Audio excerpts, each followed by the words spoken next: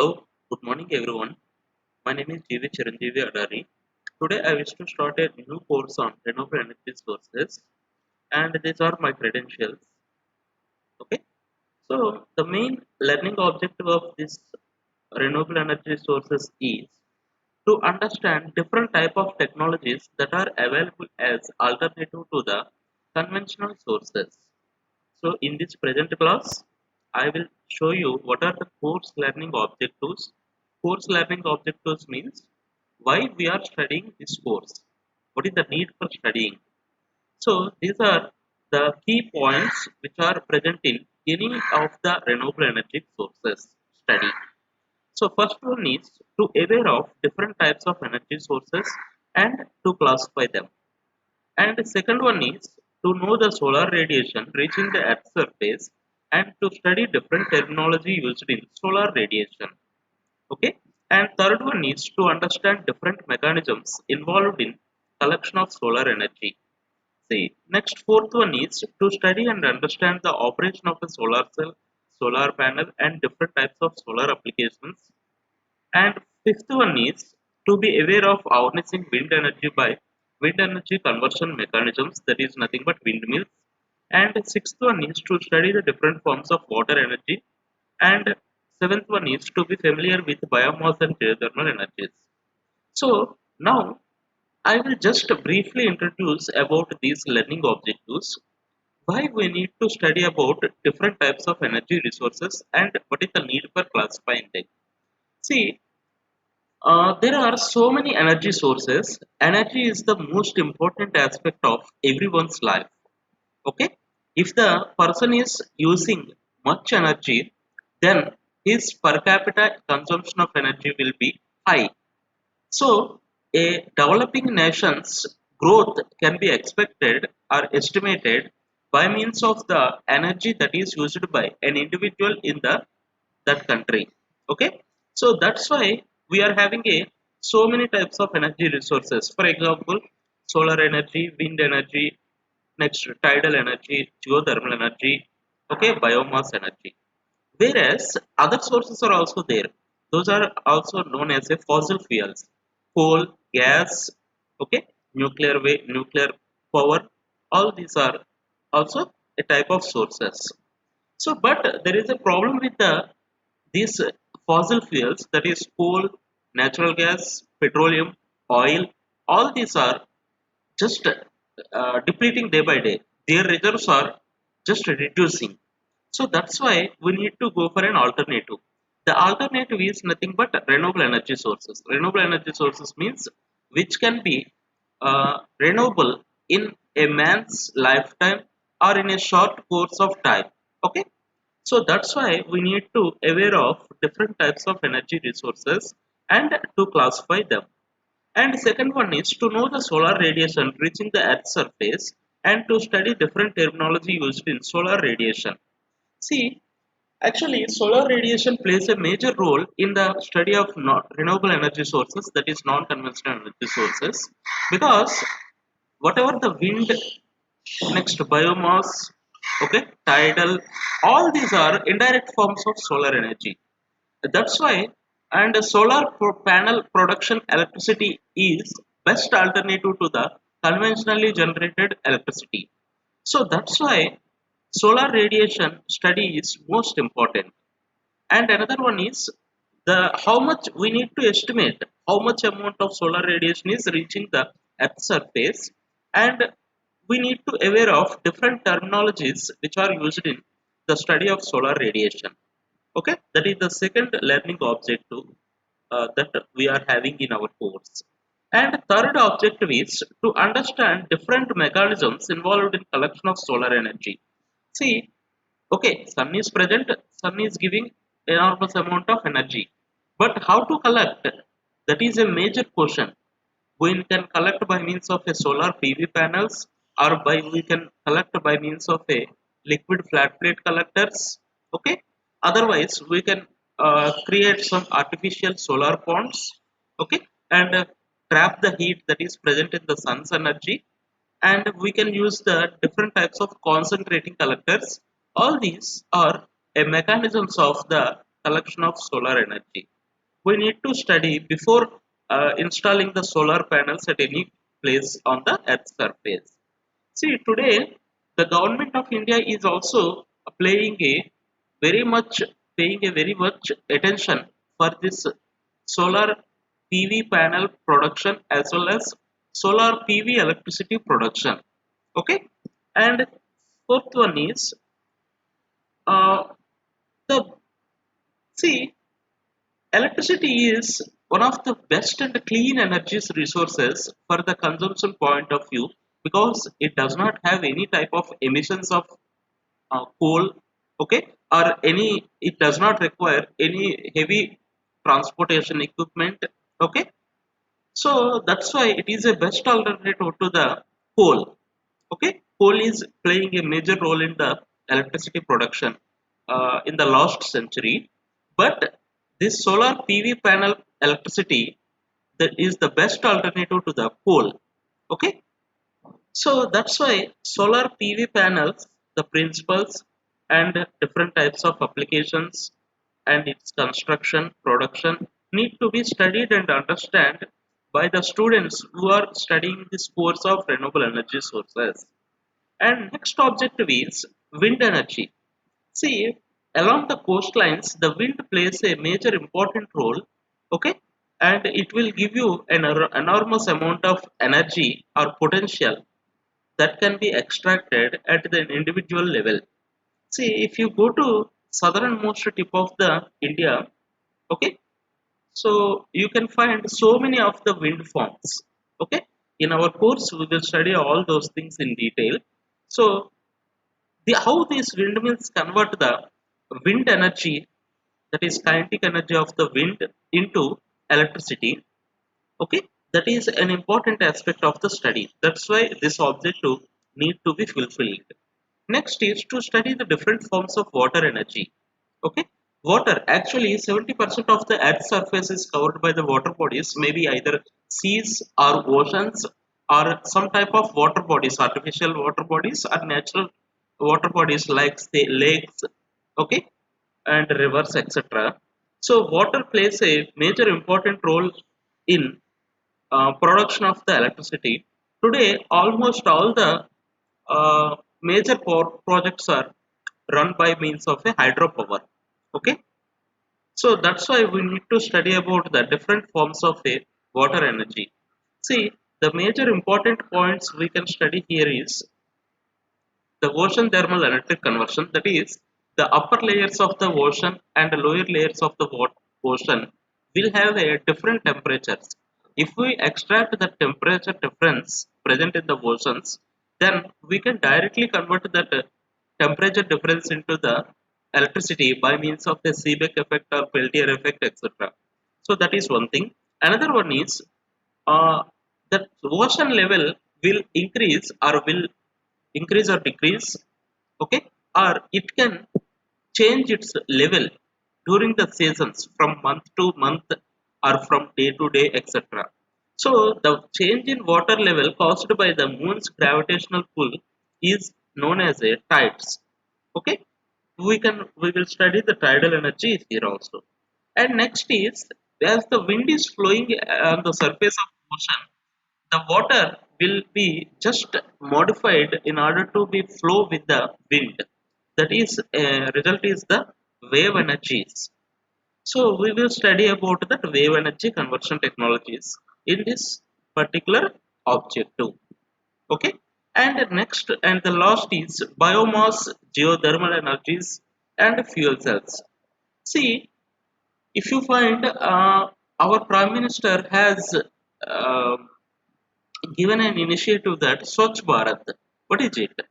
See, actually, it's his intention is to make India clean, but so much of amount of energy, waste is just daily collected. Where all this waste is going, they are sent to the dumping yards, and where they can be buried or to be used as a biomass energy resources.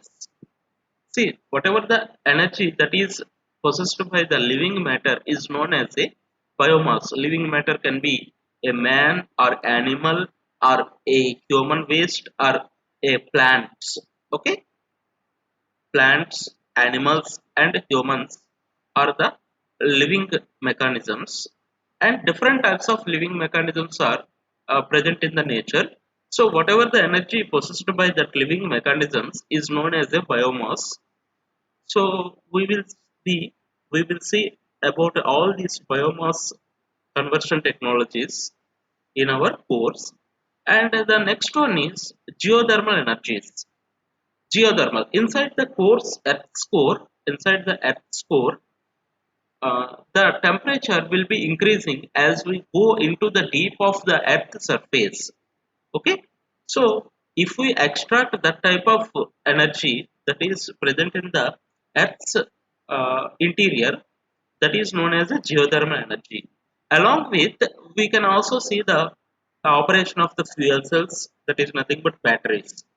Okay, so these are the course learning objectives which will be covered in this particular uh, course. Okay, so I am dividing this topic into different classes. In each class I will teach you about one aspect of the our course. Okay, normally any syllabus of the universities is made up of, or it is composed of fulfilling these particular learning objectives only. Okay, one or more will be modified, but these are the major important learning objectives. Those are known as a course learning objectives. Now, today, that is in class 1, I will discuss about the energy resources. I will present you what are the different types of energy resources, what is the main approach for classifying them, etc. See, first, we know that energy is the capacity to do the work and is required for life purposes and processes. Okay, so if you want to do any work, for example, if you want to walk on a plain road, we need certain amount of energy. How can we get that energy? By food we are taking. Okay, so similarly, an energy source is something that can produce heat, life power, or move objects, or produce electricity. Today, energy means electrical energy. Predominant form of the energy at the utilization point of view is known as a electrical energy because of its advantages. It does not require any type of man handling. It will be clean. It is pollution free. It can be available or developed in a very less price, that is economical also. Okay, so that's why. But actually mechanical energy is also there. Mechanical energies can be produced by means of this electrical energy, and light energy can be given by this electricity, etc. Okay, so those come under different types of energy conversion processes. So all these energy conversion processes govern the law of conservation of energy. What is law of conservation of energy? Law of conservation of energy states that energy can neither be produced nor be destroyed, but it can be changeable from one form to the another form. That is a law of conservation of energy. So this electrical energy can be converted into any form. Okay, and vice versa is also possible, but we will take only first aspect, the conversion of electricity into the different types of energies. For example, light energy in the form of a lights, or in the form of a wind energy for fans. Okay, and for to the form of heat energy by means of the heaters, boilers, etc. Okay, ovens, etc. Now, what is this energy? This is a small description I had collected. Okay, that is matter that stores energy is called a fuel. Any matter that stores energy is called a fuel. Human energy consumption has grown steadily. See, if we see our forefathers or ancestors, they used the energies in very less quantities. Okay, they mostly rely on the natural sources. Okay, but today society, humans consume as much as 110 times of the energy as much per person as early humans. Okay, early humans had modest energy requirements. That is, they are less required of the energy. That is, they mostly used the energy for food baking or food heating purpose and fuel for fires to cook and keeping warm for themselves, etc. Okay, and but we are not like that today. We are, if electricity is stopped for one day, the entire life can be just disturbed. Okay, for example, the best example is, if your phone does not have a charging for one day, what is the situation of yourself? You think about yourself. Most of the energy we use today came from fossil fuels, that is, stored energy. How these fossils are developed? See, in the ancient times, during the natural calamities, large amounts of trees, forests, or living mechanisms were submerged under the water or just some type of forms of soil, and in the due course, they will be just converted into uh, fossil fuels like a coal, oil, petroleum, natural gas, etc. Okay, these fossil fuels have a disadvantage that in the human time scale, they are non-renewable. That is, they are, once they're depleted, they cannot be renewable or reformed in a human time scale. So in the definition of that renewable energies, we will see this aspect. And the fossil fuels cause other potentially harmful effects on the environment. In any event, the exploitation of all energy sources ultimately rely on materials on planet Earth. Some of the questions we want to answer in this discussion are: what sources of energy are available? That is the first question we need to ask ourselves. Okay, and second one is, how do the energy sources rely on the resources available on Earth? And third question we need to have is, which energy sources are renewable and which are not renewable? Okay, and fourth question is, since fossil fuels are our main source of energy, how they are formed? How do we find them and exploit them? That is the next question. And the last question is, what is the future for our energy needs? That is the next question. These are the questions to be asked ourselves so that automatically the answers can be found. Okay. See, this slide shows you the classification of energy sources. We are having a basic classification that renewable and non-renewable source of energy. See, non-renewable sources energy, non-renewable energy comes from the sources that will run out or will not be replenished in our lifetimes or even in many lifetimes. That is, for the formation of these fossil fuels, that is non-renewable energy sources, okay, it will require about of hundreds of years. Okay, that is the meaning of this sentence. Okay, most non-renewable energy sources are fossil fuels: coal, petroleum, natural gas, carbon, etc. Carbon is the main element in the fossil fuels. For this reason, the time period that fossil fuels formed is known as a Carboniferous period. Okay, whereas renewable energy sources means they are sustainable. For example, take the sun.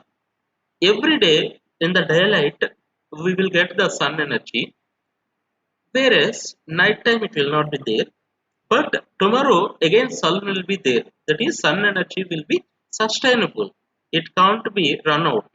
Okay, in our human lifetime. Okay, so when you hear the term alternative energy, it is usually referring to non-renewable energy sources too. It means sources of energy that are alternative to the most commonly used non-sustainable sources like coal. Next classification is conventional energy sources and non-conventional energy sources. Conventional energy sources are like a natural gas, oil, coal, nuclear. They are finite but still hold the majority of the energy market. However, for example, if you take that Bihar and that northern side, the coal is the major source for the power plants because those states are abundantly rich in the coal reserves. Okay, like that. However, renewable energy sources like wind, fuel cells, solar, biomass, tidal, geothermal, etc., are clean and abundantly available in nature and hence are competing with conventional energy sources. The sources of energy like sun, wind, tides, geothermal are known to the mankind from ancient times. That is, we know all these sources. That is, sun, wind, tides, geothermal. All we know from ancient times, but they are not used for commercial purpose or they are not utilized in the bulk purpose. Okay, these are known as a non-conventional sources of energy. Next is classification of energy sources. See, this is showing a classification, conventional sources, non-conventional sources. In the conventional sources, again, there are two types. One is a commercial sources, another one is a non-commercial sources. Commercial sources are coal, petroleum, electricity. All these are just used in the market for in a that are relating the money mechanisms, whereas non-conventional sources are firewood, straw, dried dung, etc. But these are not used for exchange of the money, so that's why these are known as a non-commercial sources.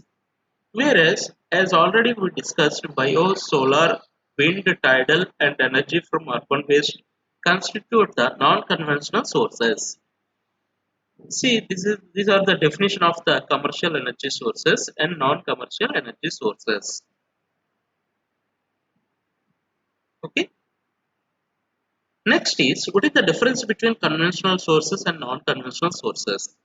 See, this slide shows you the differences.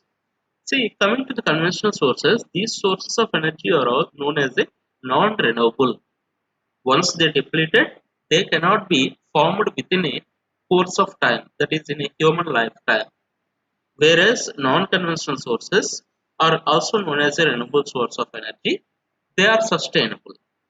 And the second difference is commercial conventional sources find both commercial and different industrial purposes, whereas these non-conventional sources cannot be used for the industrial purposes because industrial purposes will require the continuous supply of the energy. And the next difference is the conventional sources can be considered to be one of the reasons for the cause of pollution, and non-conventional sources are not responsible for the cause of pollution. And next is coal, fossil fuels are two examples. Wind, solar energy, and biomass are the examples for the non-conventional sources. Okay. Next is comparison of renewable and non-renewable energy sources. We can compare on different aspects like depletion, whether they are depleted or not. First aspect. So renewable energy sources cannot be depleted over a time, whereas non-renewable energy sources can be depleted over a time. Next is sources. So what are the sources? We can compare. Okay, renewable energy sources include sunlight, water, wind, geothermal sources, etc., hot springs, fumaroles, etc.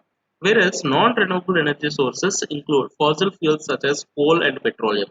Next is environmental impact. Next aspect is the environmental impact. By utilizing the non-renewable energy sources, the environment get polluted, okay, because of high carbon emissions. Okay, but most of the renewable sources have low carbon emissions and a low carbon footprint. Next is cost. Coming to the cost, non-renewable energy has a comparatively lower upfront cost, whereas upfront cost means for setting up cost. Okay, cost for the establishment is very high for this renewable energy sources. Next is infrastructure requirements.